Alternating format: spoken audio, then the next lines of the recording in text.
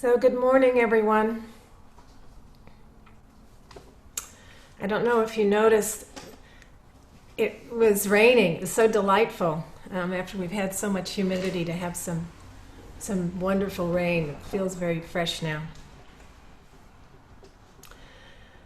So I would like to continue now with our discussion of the Four Noble Truths. And today we're going to focus specifically on the first noble truth.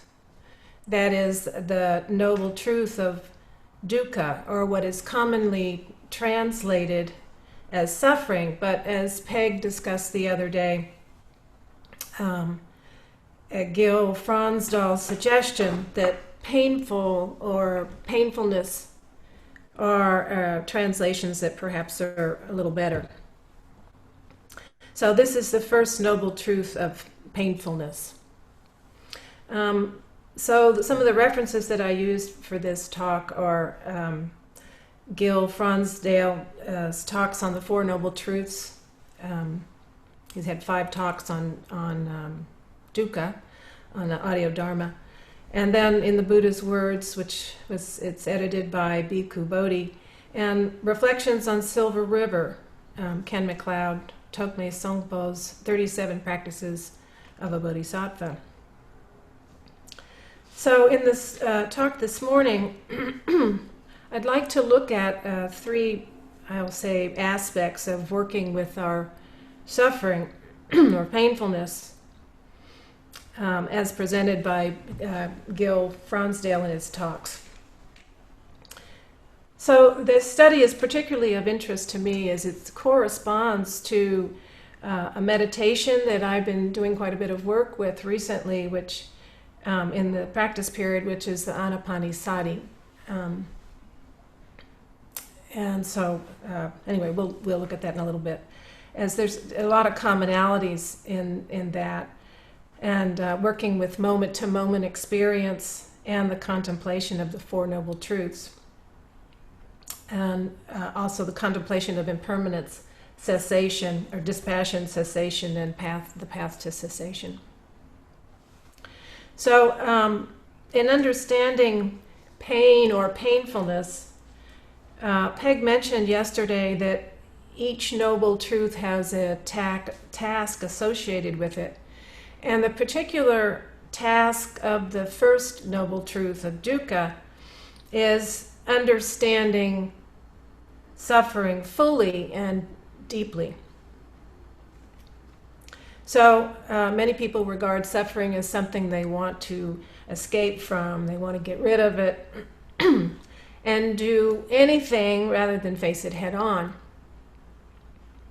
But for us, the idea is to turn towards suffering and our painfulness in a way that helps us really understand it. And it's a way of looking at it and doing it in wise ways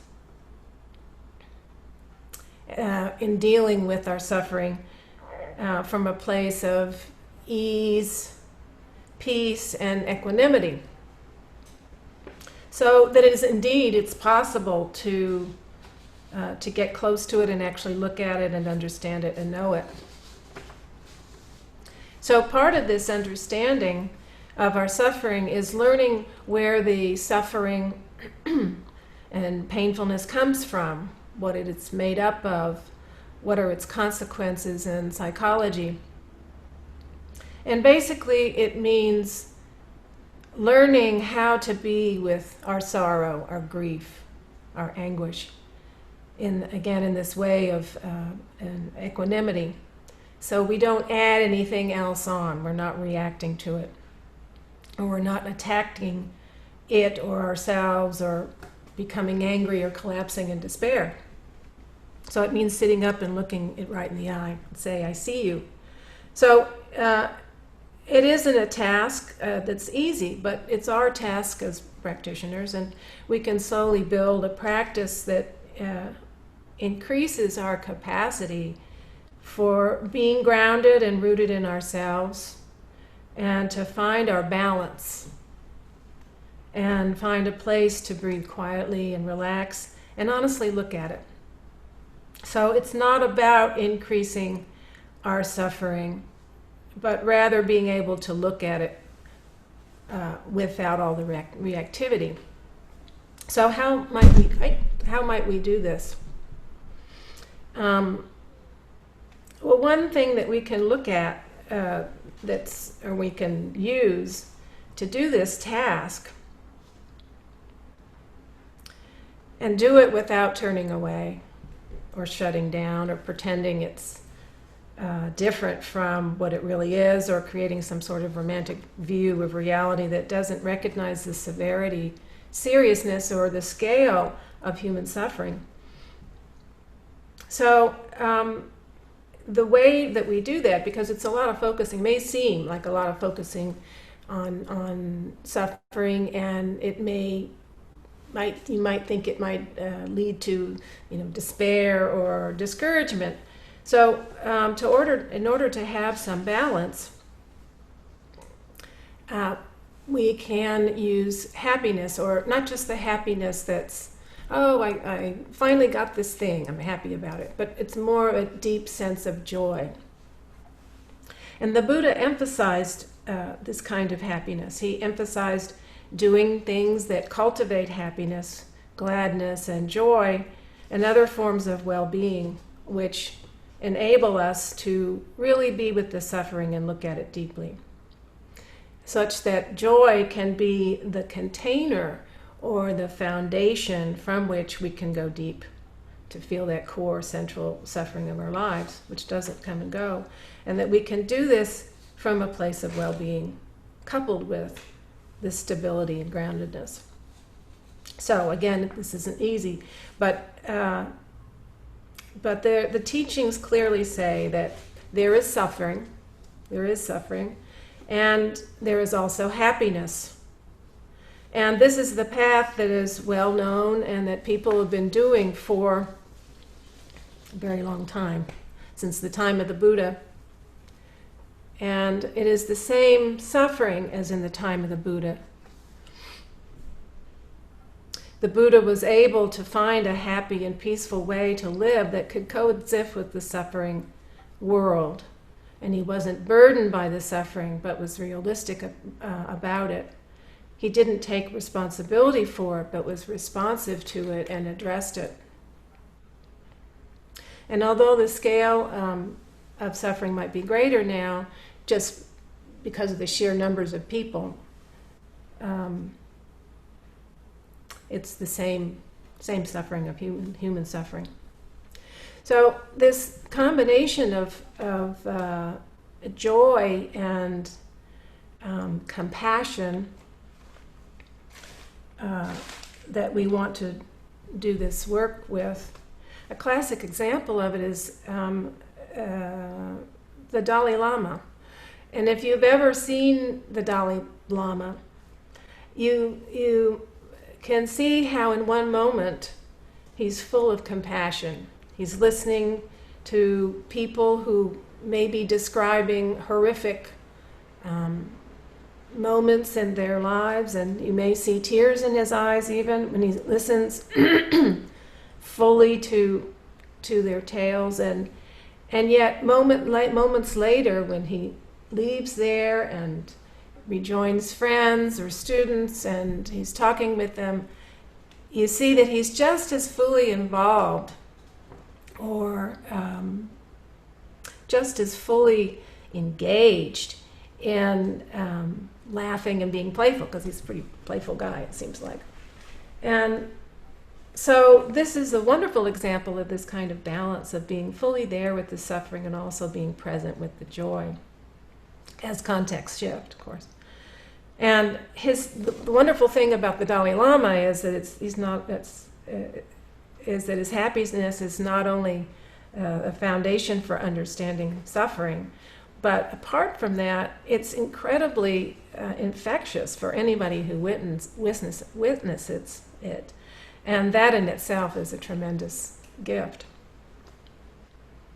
So this deeper sense of joy and well-being can act like a counterweight to the heaviness of suffering and pain. And in the book Reflections on Silver River, a translation of Tokmei Jongpo's 37 Practices of a Bodhisattva by Kevin MacLeod, joy is seen as a joy that in some sense is always there, waiting for you, but usually touched only when some challenge, pain, or tragedy leaves you with no other option but to open and accept what is happening in your life.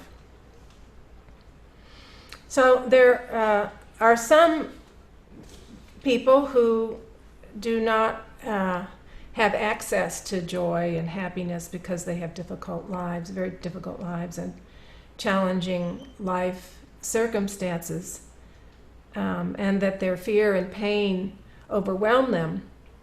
So it can be very distressing for folks like that when they hear that the end of suffering involves happiness and joy. It's like, uh-oh. In some cases, it's important for us to recognize the need to prepare ourselves to do this deep work of meditation, to prepare and get ourselves ready for the cultivation of a sense of relaxation, peace, and happiness.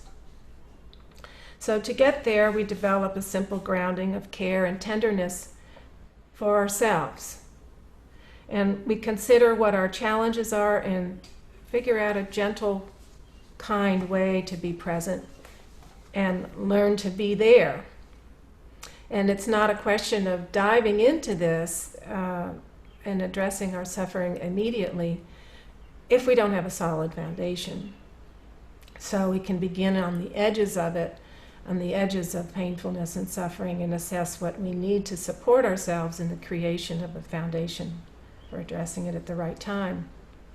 So I see this process of dealing with our suffering is somewhat akin to the way we work with our parts in IFS training.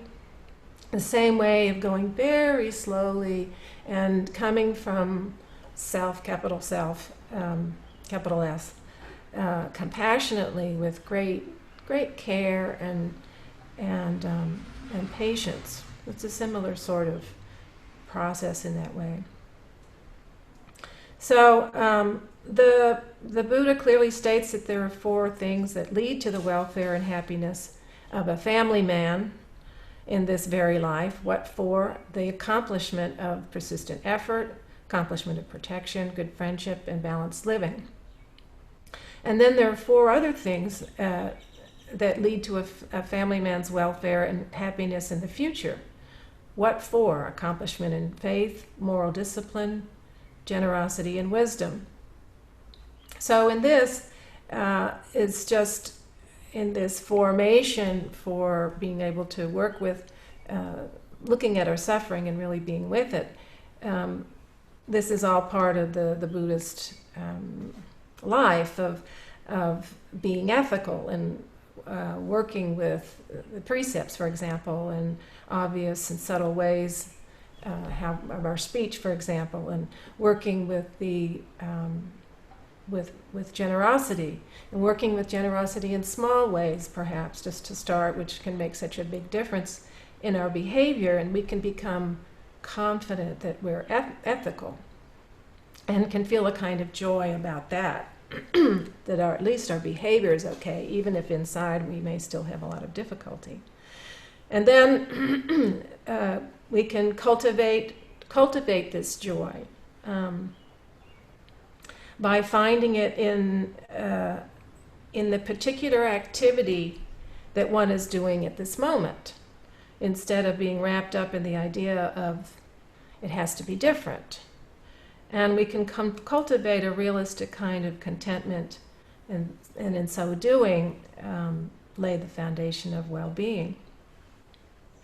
And then the study of the hindrances also help us stop our reactivity to not add on to our core suffering. We don't want to do that in trying to understand our suffering. So we study mindfulness of the body to again ground us and to help us be present and balanced. And so we can begin trusting the flow of our experience and be present without resisting or wanting or not getting caught up in the solidification of self, which our mind keeps wanting to our thinking might want to lead us back to. So we do these things a little at a time, and gradually, over time, we become more open.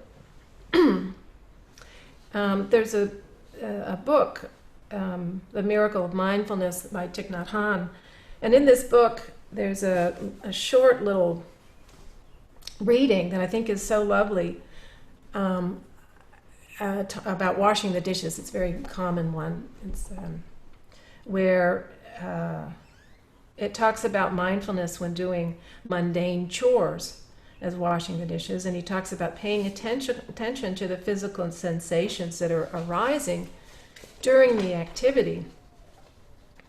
The warmth of the water, or perhaps the colors. There's like rainbow colors in the suds, And this kind of mindfulness practice helps us stay in the moment-to-moment experience and find enjoyment in it. So all of these things are for when suffering is really big, and that's what we're dealing with. This is the medicine. And when it's not so big, we already have the foundation. We can keep practicing and cultivating joy, looking for a place of well-being in a realistic way, and making a conscious effort to look for opportunities to appreciate the life we have. And in this way, happiness and suffering can coexist. So now in the last part of this of working with the dukkha is to really initiate a deep inquiry into freedom of suffering.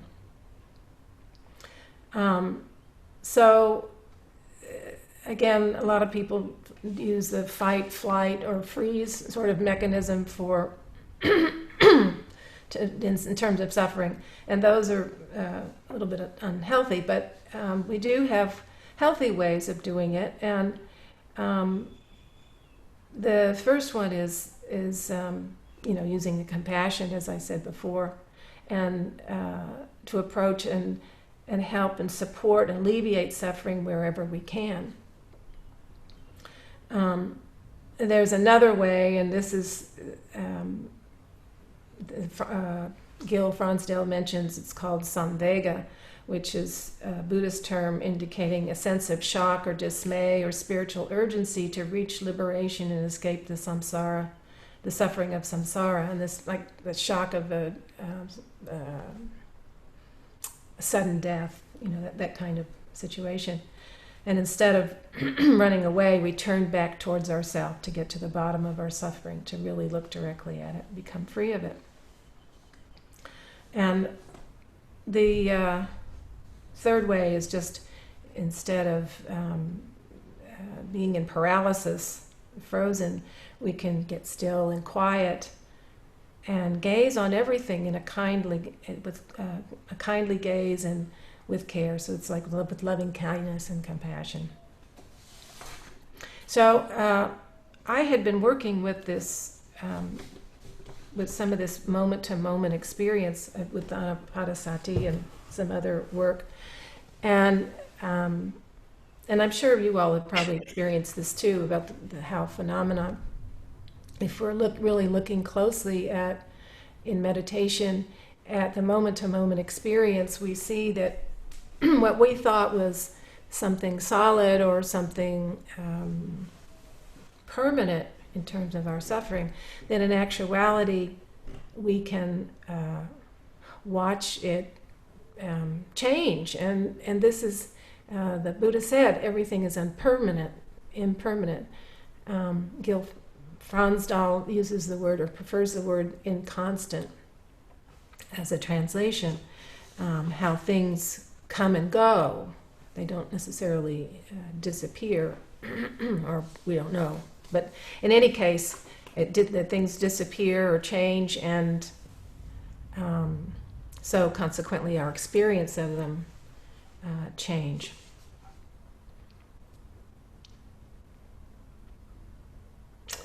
So in using mindfulness, we can start to be aware of things without so many filters of our stories or our interpretations or commentary.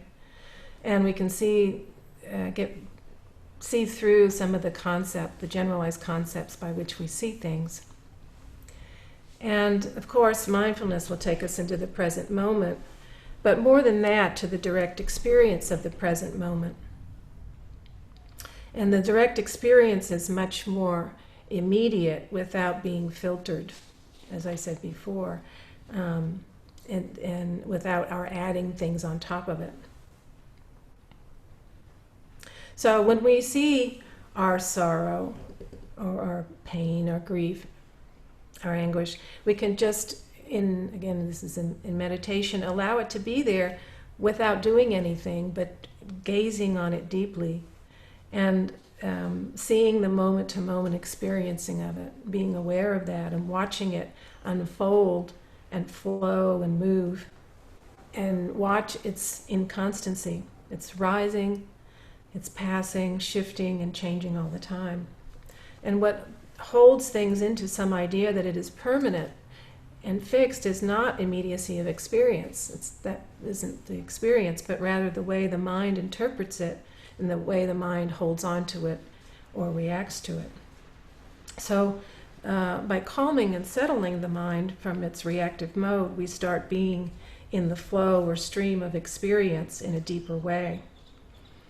And it's a respectful way to allow our sorrow or distress to just flow without our active involvement in it. So in this realm of meditation, we can feel safe enough, and safety being another very important part of this, just like in IFS teachings, to let what is going on inside us have our full permission to be there and help whatever it is be safe. So no matter what, we let it flow, and we hold it in a kindly gaze with kind awareness, without fixing, changing, or interrupting, and just allowing it to be. And it runs its course, and it will change, and we notice again how things are in fact inconstant, and that they rise and pass. And so the deep connection and deep flow and inconstancy is in fact the medicine for this nature of suffering. That is, where we discover the freedom from suffering is precisely where we find the suffering. So only there can we appreciate both how much dukkha there is, how much suffering, how much painfulness there is, and also our capacity for clarity in seeing the suffering is liberating. So the freedom is in the capacity of our mind, of our lucid mind. The mind becomes very, very clear. As everything is going through our experience of things, through our perception of things, this is where the suffering and freedom are. Not in the vast world of out there or in here, but in the moment-to-moment experience, this is where we see the suffering. This is what is liberating. And one of the ways that it's liberating is when there is very clear cognitive recognition. Awareness becomes lucid, and our awareness becomes spacious and so clear that we know we are aware, and we really know this. And the amazement of being conscious of what we are aware of in the flow of experience becomes almost secondary to our capacity to be aware of it. So we're not lost or preoccupied by what we are knowing. We still know clearly and lucidly, but there's a certain kind of freedom in the lucidity or clarity with which we know it. So with this mind, we can clearly recognize, gazing on all things kindly, and there we find a degree of freedom. And there's a path to full awakening. If we can flow, we can find this freedom. And with this, we can approach our clinging. So that's, is there anything else I wanted to say about that? So I'll give a quick example of my experience of working with the Anapati Sutta.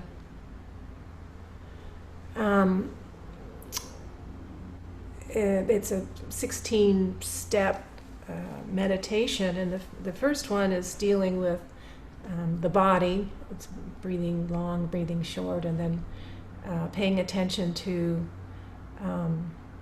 the body as we breathe. It's all based on the breath, and then calming the breath, and then we go on to joy and feeling the joy that we feel from that calming of the body, and then we go into looking at mental activity and just observing it, and then from there go on to calming the mental activity. And from there we observe, take a good look at the mind, and just observe it, just experience the mind. And from there, what arises is a certain gladness of the mind. And from that, we become very focused. And with that focus, then we can kind of drop the mind, or liberate our minds. And then the last 4 steps are the contemplations of the Four Noble Truths. So the impermanence, dispassion, the cessation of suffering, and then the Eightfold Path, the practice of, or the path of the cessation of suffering. And my experience with all that is precisely this process of becoming very acutely aware of the moment-to-moment experience, and there's no thought particularly, just a general awareness. And in contemplating the impermanence or inconstancy at that moment, my experience of it was very, very different. I've always looked at death, for example, as something that's a final thing. Everything ends at death. But through that meditation, actually, it seemed very clear to me, through this sort of awareness,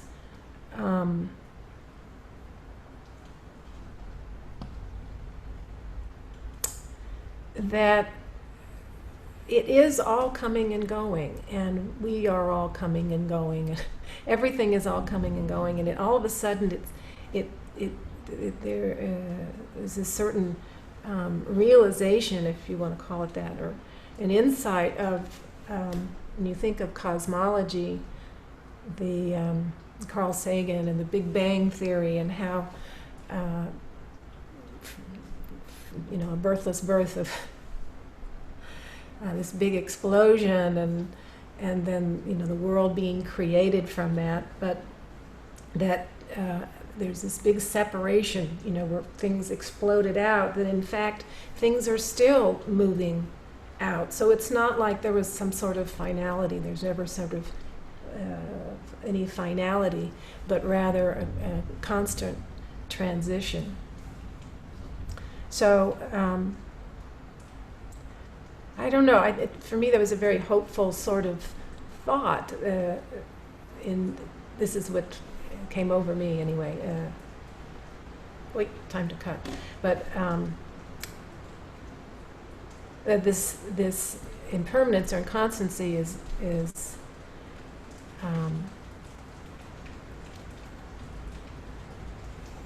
to see it as everything is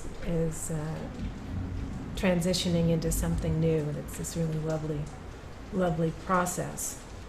And I suppose our suffering is part of that, right? So, okay. Thank you very much.